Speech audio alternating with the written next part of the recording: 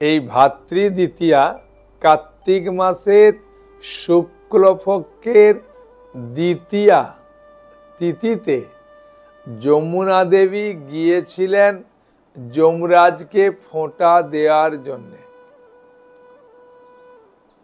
আর যমুনা দেবীর সঙ্গে ছিলেন তার স্বামী ভগবান শ্রীকৃষ্ণ। শ্রীকৃষ্ণের স্ত্রী হচ্ছে কালিন্দী, যমুনা। তাই যখন ফোঁটা দেন, কেন দিয়েছিলেন না, বহুদিন ধরে যমরাজের সঙ্গে যমুনার দেখা হয়নি ভাই বোনের। এমনি বোনেরা দেখবেন বিয়ে হওয়ার পরে অনেকদিন বাদে বাপের বাড়ি আসে। প্রথম প্রথম একটু ঘন ঘন আসে, তারপরে অনেকদিন বাদে আসে। ভাই ফোঁটা উপলক্ষে ভাইয়ের বাড়িতে আসে, মা বাবার সঙ্গে দেখা হয়। মা বাবা না থাকলে ভাইয়ের সঙ্গে দেখা হয় ভাইকে ফোঁটা দেওয়ার জন্য। এবং ওই দিন দেখবেন বোনেরা উপবাস থাকে, উপবাস থেকে প্রার্থনা করেন। সেইটা আমাদের যদি ভালো রকম জানি, তবে যমের দুয়ারে পড়বে কাঁটা। বুঝেছেন? হ্যাঁ, যমুনা আর যমরাজ তারা ভগবানের সঙ্গে সম্পর্কিত। বুঝেছেন? ভগবান কৃষ্ণের শালা যমরাজ। আর যমরাজ একজন মহাজন, তার 28টা ডিপার্টমেন্ট আছে, বিরাট বড় বড় ডিপার্টমেন্ট। হ্যাঁ, যমরাজ হচ্ছে নরকের ডিপার্টমেন্ট, 28টা নরক আছে। হ্যাঁ, এবং ভগবানের অত্যন্ত প্রিয় ভক্ত, প্রিয় সেবক। হ্যাঁ, সেই জন্যে বলেন এই যে 12 জন মহাজনের মধ্যে একজন মহাজন হচ্ছেন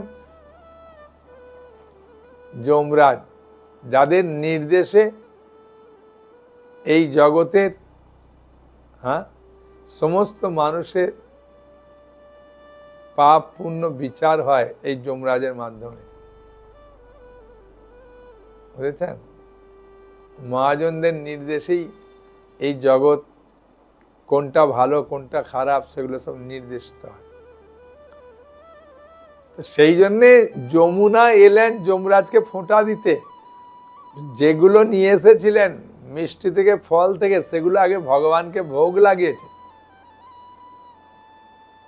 হ্যাঁ, তুলসী পাতা দিয়ে ভোগ লাগিয়ে ভগবান কৃষ্ণকে ভোগ লাগিয়েছে। হ্যাঁ, আপনার ঘরে জগন্নাথ থাকলেও ভোগ লাগাতে পারেন, গৌরীতায় থাকলেও ভোগ লাগাতে পারেন, রাধা কৃষ্ণ গোপাল থাকলেও ভোগ লাগাতে পারেন। তুলসী দিয়ে ভোগ লাগিয়েছেন। তারপরে ভাইকে ফোঁটা দিয়ে ওই খাবার দিয়েছে। সেরকম যমুনা যমরাজকে এরম ভোগ লাগানো প্রসাদ দিয়েছিলেন। যমরাজ মহাজন না, ভগবানের ভক্ত, তাই তিনি প্রসাদ খান। এবং প্রসাদ দেওয়ার পরে যমরাজ খুশি হয়ে বোনকে কিছু উপহার দিতে চেয়েছিলেন। আর সেই উপহার স্বরূপ যমুনা দেবী চাইলেন সমস্ত জীবের কল্যাণের জন্য,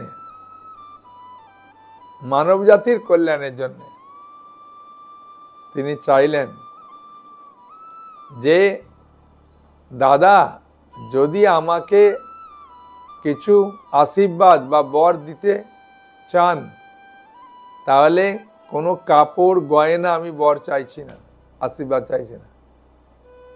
এই কার্তিক মাসের শুক্লপক্ষের দ্বিতীয়াতে কোনো বোন বা দিদি তার ভাই বা দাদাকে যদি উপবাস রেখে ভগবানকে ভোগ লাগিয়ে প্রসাদ নিবেদন করে, তখন এই মন্ত্র বলে যে ভাইয়ের কপালে দিলাম ফোঁটা, যমের দুয়ারে পড়ল কাঁটা। যমুনা দেয় যমকে ফোঁটা, আমি দিই আমার ভাইকে ফোঁটা। তাই যমরাজ আশীর্বাদ দিয়েছিলেন, ঠিক আছে বোন, আজকের দিনে যে উপবাস থেকে সুন্দর করে ভোগ লাগিয়ে প্রসাদ দেবে, ওই দিন যারা আমিষ খাবে না, ভগবান দামোদরকে একটা প্রদীপ দেখাবে, চরণে 4 বার, নাভিতে 2 বার, মুখমণ্ডলে 3 বার, সমগ্র শরীরে 7 বার, হ্যাঁ, মানে প্রদীপ দেখাবে। হ্যাঁ, সে দুপুরবেলা দিতে পারে, সকালে দিতে পারে, সন্ধ্যেবেলা দিতে পারে, যখন ইচ্ছা দেবে। ভগবানকে প্রণাম করবে, প্রণাম করে তারপরে প্রসাদ গ্রহণ করবে। হ্যাঁ, তাকে আর আমার কাছে অর্থাৎ নরকে আসতে হবে না। এই সুন্দর কথা যমরাজ যখন যমুনাকে আশীর্বাদ দিলেন, সেই কথা জগতে প্রচার হয়ে গেল।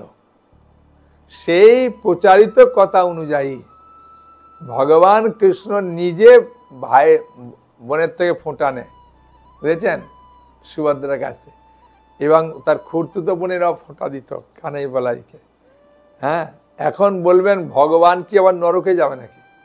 না, ভগবান শিক্ষা দিচ্ছেন। যেমন ভগবানের বাবা মা কখনো নরকের দিকে যায় না, তবু তারা গয়া এসে পিণ্ডদান করছেন।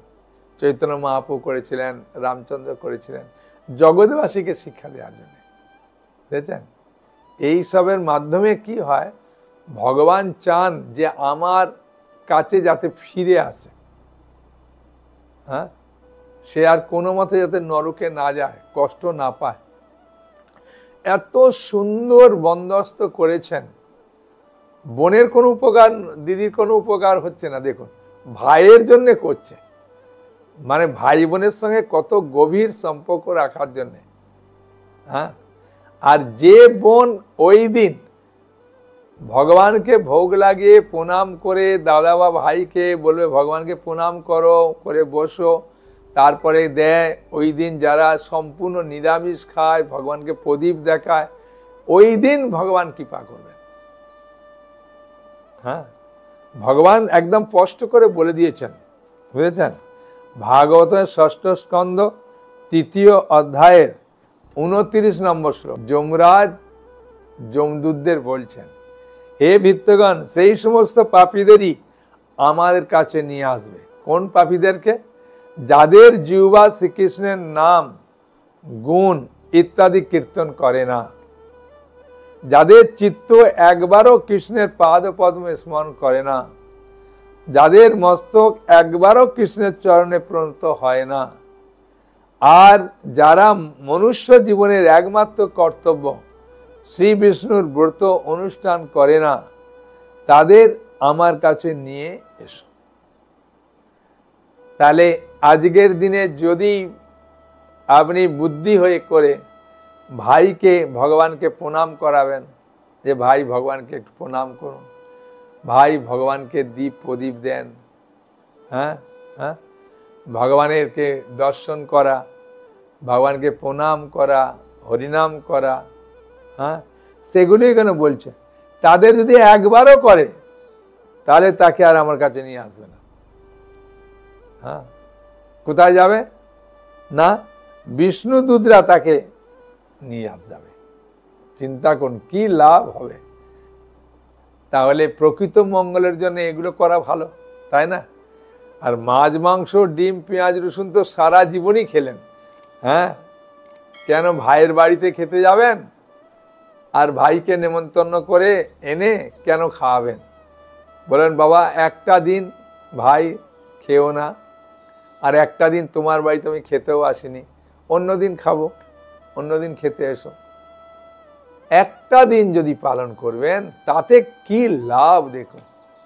যমরাজ স্বয়ং বলছেন যমদূতদের, এবং যমুনা দেবী কৃপা করে আমাদেরকে বলেছেন, ঠিক না? সেই জন্যে আমি করজোড়ে অনুরোধ করব যে সারা জীবনই তো খাচ্ছেন আর খেয়েছেন, তাই না?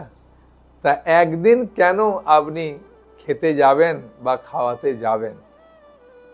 সত্যি যদি আপনি আপনার ভাইয়ের কপালে ওই কাঁটা না দেবেন, হ্যাঁ, আর মাংসের হাড় না দেবেন, তাহলে ভাইয়ের কপালটাও বাঁচবে, আপনারও কপাল বাঁচবে। তাই আপনার কাজ দাদা ভাইকে বলা এবং দাদা ভাইয়ের কাজ বোনকে বলা। হ্যাঁ, তাহলে দুজনেই দেখবেন খুব আনন্দে থাকবেন। কিছু উপহার যদি নাও দেন, শুধু যদি এইটা উপহার স্বরূপ করবেন, তাহলে বিরাট লাভ। সেই জন্যে যমুনা দেবী আমাদের মঙ্গলের জন্য হ্যাঁ এই প্রথা চালু করেছেন। আর ভাইকে ফোঁটা দেওয়ার সময় খুব সুন্দর সুরে হাতে চন্দনটা নিয়ে, হ্যাঁ এই আঙুলে দেয়, তাই না? এই আঙুলে, নাহলে কোনো কোনো আঙুলে করে আঙুলে দেয়। কোনটা? এই আঙুলে দেয় ভালো, এই অনামিকাটা ভালো। হ্যাঁ, কেউ দেয় করে আঙুলে দেয়, অসুবিধে নেই, যে কোনো যে কোনো প্রথা, অসুবিধে নেই। তবে এই আঙুলটা শুদ্ধ, এটা এরকম করে দিলে ভালো। তা সে যাই হোক, যে আঙুলেই দেন চন্দন, সেটা কোনো ব্যাপার নয়। অনেকে ধান দুর্বাদিও আশীর্বাদ করে। এখন এই যে আশীর্বাদ করার সময় যে মন্ত্রটা বলে, হ্যাঁ হ্যাঁ, ভাইয়ের কপালে দিলাম ফোঁটা, জমের দুয়ারে পড়ল কাঁটা। ভাইয়ের কপালে দিলাম ফোঁটা, জমের দুয়ারে পড়ল কাঁটা। যমুনা দেয় জমকে ফোঁটা, আমি দিই আমার ভাইকে ফোঁটা। যমরাজ আর যমুনার সঙ্গে কি সম্পর্ক? যমুনা হচ্ছে যমরাজের বোন, ঠিক আছে? যমরাজ হচ্ছে দাদা। এই যমুনা যদি দেখতে চান, তাহলে আপনাকে মথুরা বিশ্রাম ঘাটে এই যমুনা মন্দির আছে। তাহলে এবারে ভাই দ্বিতীয়া কবে পড়েছে? ভাই দ্বিতীয়া পড়েছে 23শে অক্টোবর, হ্যাঁ, আর বৃহস্পতিবার।